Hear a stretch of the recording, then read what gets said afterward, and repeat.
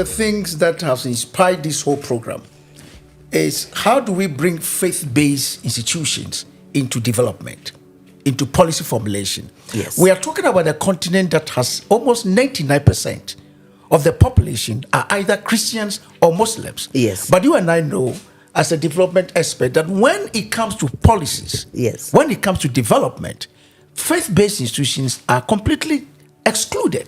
We only resort to them when there's a problem like COVID, and we want to now implement solutions and what have you. Now, as I'm inspired. I am really inspired by what you have just said. So the question that I always ask people that I interview, which will be at the last point, will be, and this is not to me, we are ending now. From where you sit, how do we bring faith-based institutions into mainstream policy formulation, development, and all of that from your experience, Honorable, if you don't mind? Yes, faith-based institutions are very important. Wonderful. Some of us were made by that. We went into mission schools. We were working with nuns. We were working with priests. We were working with Christian leadership in the schools. Right.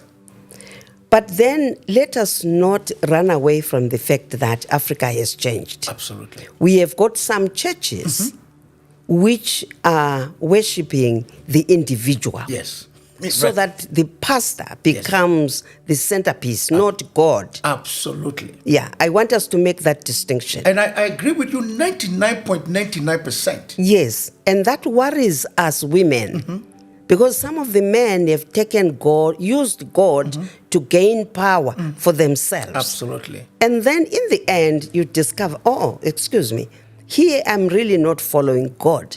I am following this man who is building an empire for himself. Absolutely. Having said that, there are some churches that have stuck to the theology, the Christian theology, that sticks to the biblical teachings. Absolutely. Of what we call in Africa Ubuntu. Ubuntu, yes. That the Bible teachings links to the African culture of Ubuntu. Absolutely. And then when you do that, you are really acknowledging that Africa is something to contribute. Wonderful. Christianity is something to contribute.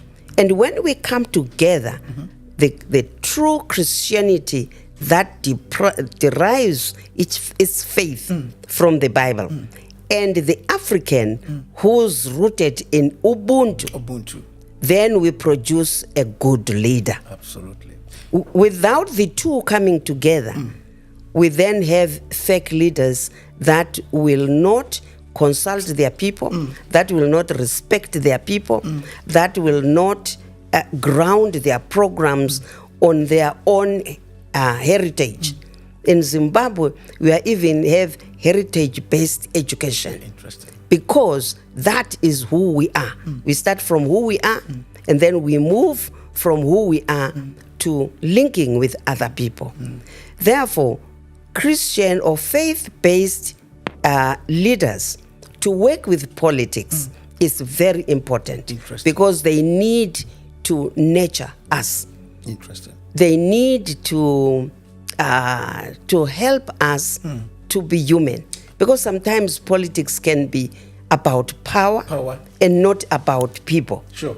And then faith-based leaders need to keep on reminding us that politics is about people. Politics is about understanding the situation in which people live. And then you as a political leader who makes policies and decisions, you make programs to do something about it.